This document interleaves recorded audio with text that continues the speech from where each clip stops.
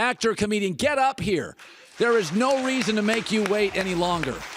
Richard Lewis, Curb Your Enthusiasm. You are a handsome man. You know what I always wonder, because I've seen you live twice. Hi, sweetheart. Excuse me a minute. Yeah. We never had intercourse, and you know it. You know what's interesting? Kidding. You're very good on the show, by the way. Oh, thank you. It's great to see you. I just brought what happened? Move your mic up. I want to hear you. Don't ever embarrass me in front of Jews again. I'm not embarrassing you. Did you see how into the discussion about the Western Conference versus the Eastern No, Conference? Rich. First of all, I said for years. All right. Grandfather in Florida, 1953. You know what? We make fun of those balls every day. You're the only one to pick them up and use them like that. Well, because when I saw my grandfather and one of those, my father, hey, how are you? I am. What a set. It really is. I feel nice. like I'm indicted for a war crime. What?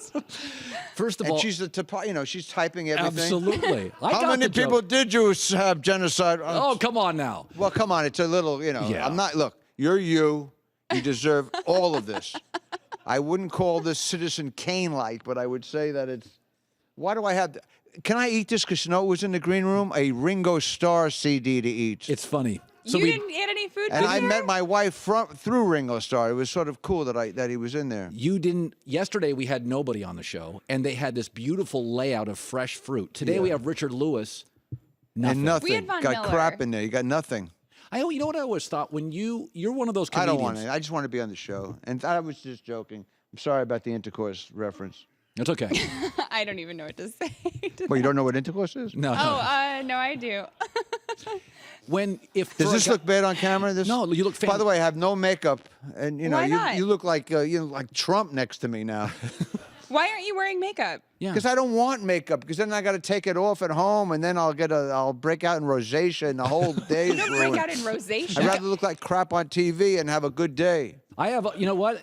You think like I do because I don't like wearing makeup for the same reason. Then you got to take it off. There It are disrupts my wipes. skin. You just use Exactly. a wipe and you take it right off when you're done. Yeah, it doesn't work that way. It stays on It's my. very hard I to hear know. two people. If I keep turning around. I know, your neck hurts, right? It's a problem. Ray Well, Liotta if you complained. want to answer for me, fine. So when you find inner peace, when What do you think of this jacket, by the I way? like it a lot. You're a very handsome man. You really are. No, I no, like the all seriously. black 'Cause you got everything. McGregor's not coming in, right? No, Connor's next hour. I'm going to listen to you, but not turn around all the time. Because I already wrenched my neck. No. You know, Hey, I'm I in gotta my ask this 60s question. now. You got to treat me. I have one question I want to ask. Ask me anything you want. Well, it's hard to get in. I don't want to talk about the Oscars. That's history. No. already. When a guy like you, who had early in his life, Can we see one black cameraman, please? Oh my gosh. when you had your wild early days, and you were, I'm a recovered drug addict Yes. and sex addict and alcoholic, and Yes. I'm almost 22 years sober. did you worry? Doesn't mean I won't, Wait, is have that a sex real with thing? a yak if I get hot. Right. No, what I'm saying is did you ever think to yourself, if I find inner peace, I won't be as funny? No. You never thought that? No. So you didn't think, if I stop drinking, maybe I'm not as funny? I wrote a memoir of sorts of essays called The Other Great Depression. I had this one line which really explained it. I said, I have so much clarity now, I despise myself even more. Right. Because I understood all the bullshit crap that I went through growing up. I'd had a tough childhood. You did? Yeah, it wasn't, they meant well, but they had their own issues. And my father died young. My mother, she didn't take it well. And my sister, my brother, they were all older than me. I was very young. I was the youngest. So when I was born, my father looked like Moses. My brother was already in the village. Right. My sister had 29 children. And I'm running the house at 3. I still have my umbilical cord. I was born in Larry David and I were born in the same hospital room. That's right. And he tried to hang me with my umbilical cord. No, Larry David. What an No, it's a true asshole he story. was. Larry David. A jerk. You guys, I have pictures of you. I went last night and I sought out you and Larry David. Curb Your He's a Enthusiasm. genius, but a jerk. He is a genius. But I've said this before, and I don't know Jerry Seinfeld, but he's come on my show. I think artistically, Curb Your Enthusiasm artistically is a better show than Seinfeld. Seinfeld plays to the masses. Yeah, Curb Your Enthusiasm. It's like Unplugged. Yes, it's coastal. It was on for 8 years. Yeah. And yet Seinfeld gets all the credit. Curb Your Enthusiasm, remarkable as it is, isn't in that Seinfeld sphere among the public. Does it bother you? I don't give a no. I was grateful to be on the show with an old buddy, and they're very different shows, but there's not even a comparison. It's like, comparing Richard Pryor to a lesser comedian. I really think that the second show that Larry did was a breakthrough show. Look, Seinfeld is a phenomenal show. It's a phenom all over the world. Yeah, it's a phenomenon. It's a phenomenon, and rightfully so. Yes, absolutely. But what it didn't come close to hitting the areas that the second show did. As an artist, you felt the areas explored on Curb were greater. Yeah, it was closer to my sensibilities and why I wanted to be a comedian. Almost like remember the Larry Sanders Show? That was an amazing To show. me, you could make an argument, the greatest comedy ever. One of the greatest. You can right really, up there, top 1 or 2. Yeah, because Gary Shandling, it's really fun. Ask Oscar Robertson. Oscar, which was better? I know. But Well, a lot are we of gonna times, old players do that. I hate old players do that. Old comedians. I love anyone who has the balls to go on stage. I always say just try to find who your authentic self, and they can't steal you. Now, how old are you, Richard? 68. No, you're not. Yeah, I've been doing this 46 years. Jesus, you look great. Huh? 46 years. Yeah, man. God, you look fantastic, and Well, you have a thank you. beautiful wife. Great. Oh my I got God. married at 57, and I have 5 sperm now left. She's beautiful. Well, she's great, but we could have had a child because she's younger than me, but not half my age. I used to go out with women who, thought Serpico was a yeast infection. All right. Okay. I'm sorry, no jokes. Pardon me. No Oh, jokes from you, yeah. She's behind me. She's going. She's probably shooting darts at me. I would never do such a thing. Well, I can't see what you're That's doing. disgusting. I'm paranoid. I know. It was like one of my old jokes. I used to have a rearview mirror on my stationary bike. I don't trust anybody.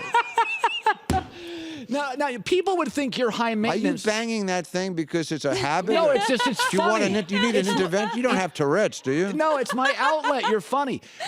People would think you're a high maintenance actor. I bet you're not high maintenance. That's my outlet for laugh. I bang things. Are you high It's maintenance? like working with Mighty Joe Young. Now, that one went I'm over sorry, my head. I'm teasing you. I enjoy the show. I'm so happy you asked me on. We DM'd every now and then. Yes, and I told you Well, I've seen you twice live. Yeah, but you saw me in Vegas 20 years you ago. were very funny. Yeah, but that's when I used to bring notes on stage. You did. Even Carnegie Hall I brought everywhere and specials. I'm not bothered by that. You're I an wasn't artist. either. I wasn't either because it was like 3 or 4 hours. If I would go to a nightclub in New York, say, like Caroline's, 3 or 4 times a year, I would bring notes on stage. But it took me days and weeks to get these notes. Right. And I would just look down for a second. I'd see Sure. like Fear of Intimacy or The Circus. What do you I'd think? pop up and do 20 minutes. I have notes. Yeah. But I always thought it was like a big, like cool that the audience would say, he's never said this before. Right. So in 4 times, like Letterman used to came to see me, and that was a rare thing. It was like having Howard Hughes, Sure. Not leave his urine outside his hotel room. That's how wild it was that he actually showed up. Letterman's show doesn't show up for anybody. Anybody. But I was bummed out because I was doing all new material. I said, some of the stuff, if it works, I'll be doing on his show for years. Yeah, but he respects that. He would know that. No, he would. He'd be He cool. totally- He was cool about it. yeah, I did about 80 of his shows. Oh, I back know. then. He always liked you. He loves you and Norm Macdonald, who share a Norm's similar sensibility. A little whacked out. You're a little out there. But that's what, see, Norm Macdonald and you, I love both of you. I love Norm too. He's have you ever followed him on Twitter? Do you see what he does during games? I don't follow too many people on Twitter. No, it's the craziest I thing I've follow ever. Mahatma Gandhi and you. Norm's the Gandhi best is a on Twitter. riot. But what did you say? I'm sorry. He's the best. And he literally live tweets every What sporting about event. what do you feel about following dead people? I don't get that at all. No. Do they tweet? Yeah, No. they still have them. Yeah, I don't like doing that. Sigmund Freud. So I What would freak me out, like Sigmund Freud, they have all these shrinks, they have dead, presidents who are dead, or they have JFK. But if JFK said, I don't know, I think he's going to win the MVP for the 2nd year in a row, and then you freak out. yeah. How does he know? Someone must be writing this for Kennedy. Well, there's a lot of that stuff on the internet. I find Colin Quinn doesn't. He's a good guy. He's and I've seen him twice at Caroline's in New York. He killed both times. He's good. Now, of all the Good guy, comedians, too. I think Ricky Gervais is very talented. Louis C.K. Brilliant writer. I never saw him live. His shows, The Office, The British Office, and Brilliant. Absolutely brilliant. What is it about, for instance, Mitch Hedberg was funny but wasn't a great performer. I never saw him live. I saw. I don't watch other comedians. Why? Because believe it or not, it's one of the most almost every business is unethical. But when I was a kid, when I went to Ohio State and graduated, unlike Jack Nicklaus. Sorry, Jack. You played golf and you took one course and you split. But I graduated. I don't like when they put famous alumni who don't. I graduated What'd you major in? in marketing, and then I got screwed by 3,000 agents. So it didn't work. I got a marketing degree. I was a copywriter for about a month. Yes, I read that on your Wikipedia. But Jack, I'm proud that Jack went there. But and, you don't watch Chris other Carter, comedians. You don't watch other comedians? Huh? You don't watch No, them? I didn't, because when people came to my little dorm, or I never lived in a dorm. I got out of it.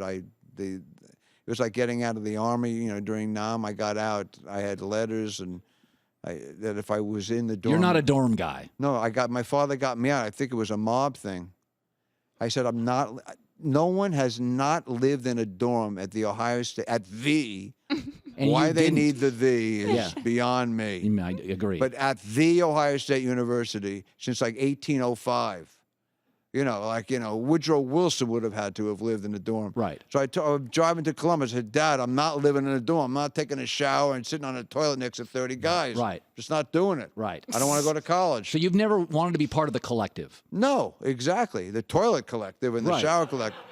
So he drove. He says, I'll get you out. I said, how are you going to do that? He stopped at the Dean of Men's, and he had this big Fleetwood Cadillac. He was a very successful caterer. Mm-hmm. And he walks out and he goes, you're out. You're not in the dorm. So the as only guy in the history of the Ohio State University never to live in the dorm. So your sensibility is you never want to be part of the collective. You don't want to listen to comedians. You want to do your own thing. I don't want to sit on a toilet that 8,000 behinds were on before that's me. That's a good point, too. That's a very good point as well. Richard Lewis. That's gross. I'm sorry. No, it's okay.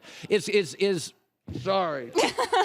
So right now for you, like I was talking about Michael Keaton. I love Michael Keaton. I love him too. He's a good. Know him a long time. I have great stories. I have a million stories. Really about Michael Keaton? Michael Keaton went to that great acting college, and Albert Brooks went there too in Pittsburgh. It's one of the great colleges in America, and he used to work. And and when I had a gig when I was 22 at a steakhouse in Pittsburgh, and I get there and I'm a wreck, and I used to go in the afternoon. I checked into this dumpy hotel. Yeah. So I go into the restaurant.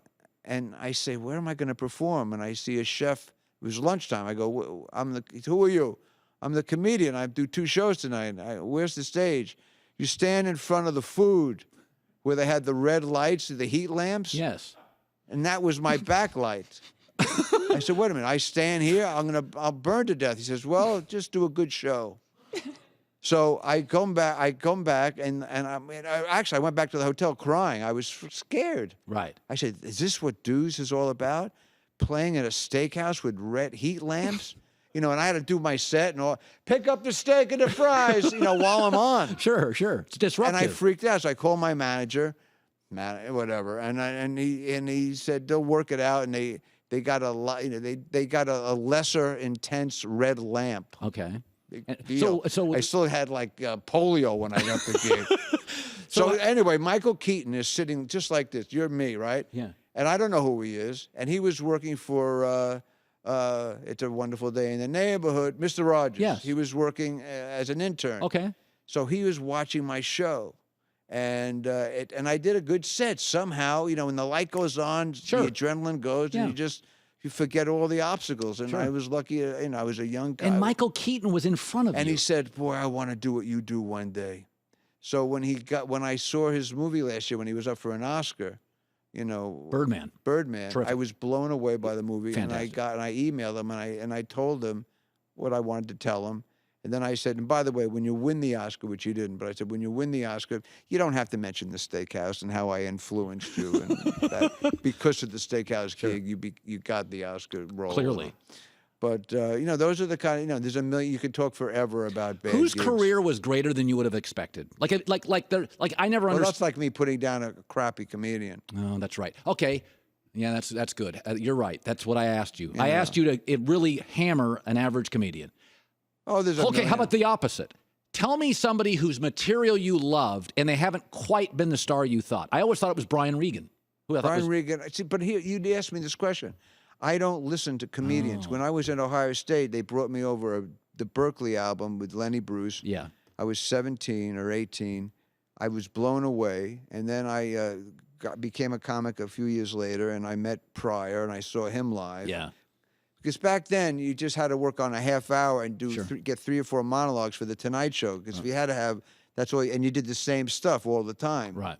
And but when I saw Pryor, and I knew, and I heard a lot of the Lenny Bruce material. Of course, I forgot a lot of it because I wanted to when I got older. I realized the bar was set really high. Now, there's so many other comedians, Louis C.K. and Silverman. I mean, there's a million of them now. Yeah. Not a million. Do you? By the way, But I don't listen to them. Like, Eddie is our, they say Emo Phillips. Huh? I think Emo Phillips is funny. Yeah, but when I hear great things, like I would watch 5 minutes, I tell my wife, Joyce, turn it off. I get it. If you can, like Larry David, he started a year or two after me, and I heard he was like a comics comic. Yeah. So I said, I got to go see Larry. And then the story was, of course, we went to a sports camp together, and we were arch rivals when we were 13. Never saw him again. Yeah. And then we became comics, and we became best friends. And I was probably drinking, and he scared me because I recognized his face of hell. Yeah. And then we retraced our childhood. I went to this sports camp. It was run by Claire B., who was a famous Basketball coach at Kentucky. LIU. Yeah. And also wrote some great sports books, Chip Hilton books.